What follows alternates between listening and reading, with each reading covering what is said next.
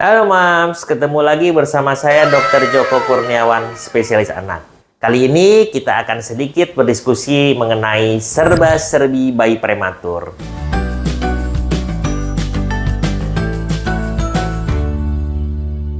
Apa sih yang dimaksud dengan bayi prematur itu?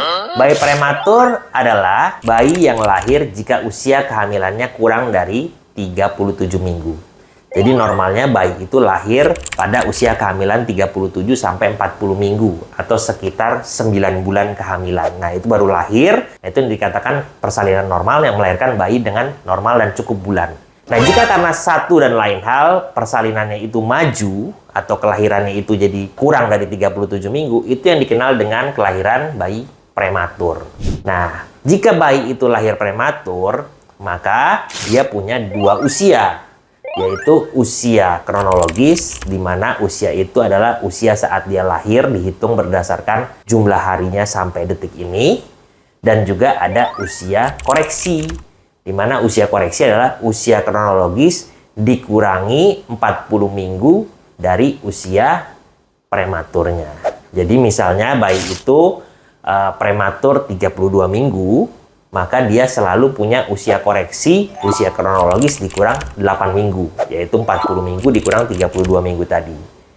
Nah, kedua usia ini sangat penting untuk bayi prematur, karena usia koreksi dipakai untuk usia pemantauan tumbuh kembang, pemantauan pemberian MPASI, sementara usia kronologis dipakai untuk usia memberikan imunisasi. Jadi, dua usia ini dipakai pada bayi prematur.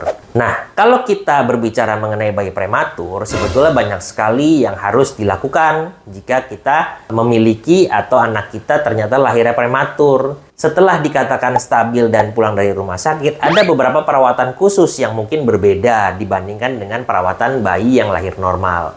Di antaranya adalah bahwa bayi prematur itu kan ukurannya lebih kecil, beratnya lebih kecil, maka dia lebih rentan terkena infeksi, lebih rentan terkena gangguan suhu, baik itu demam maupun suhunya rendah atau hipotermi.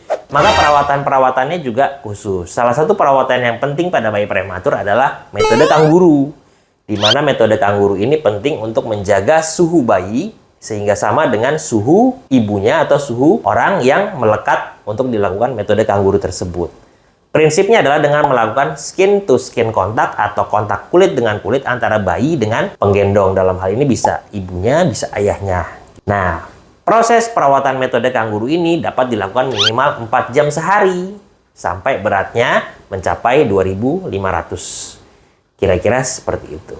Nah, setelah itu kita juga harus memastikan seluruh organ-organnya sempurna atau berfungsi baik. Kita tahu karena kelahirannya prematur, maka organ-organ yang ada di dalam tubuh bayi, baik itu mata, telinga, jantung, paru-paru, dan lain sebagainya, itu belum tentu sudah matang sempurna selayaknya bayi yang lahir cukup bulan. Oleh karena itu, jika kondisi sudah stabil, maka kita harus melakukan beberapa screening.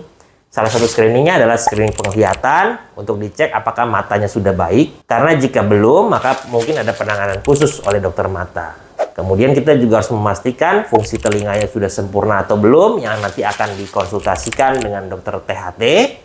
Kemudian untuk jantung, kita akan lakukan pemeriksaan apakah jantungnya ini sudah sempurna atau malah ada kelainan karena masalah prematuritas tadi, yang harus dipastikan oleh dokter jantung melalui pemeriksaan USG jantung. Sementara pemeriksaan yang lain juga dipastikan baik agar tumbuh kembangnya tetap bisa mengejar selayaknya bayi normal.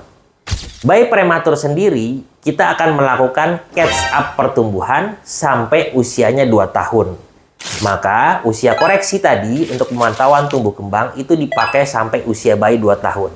Setelah 2 tahun, bayi itu sudah hanya memiliki satu usia saja dan diharapkan sudah sama grafiknya dengan bayi yang lahir normal. Sehingga jika pemantauannya baik, sampai 2 tahun, bayi itu akan tumbuh seperti bayi yang lahirnya normal. Jadi, jangan berkecil hati yang memiliki bayi prematur, karena seharusnya bayi prematur juga bisa bertumbuh dan berkembang selayaknya bayi yang lahir normal, asalkan dipantau dengan baik ya. Jangan lupa like, comment, and subscribe video ini. Sampai jumpa di channel saya selanjutnya.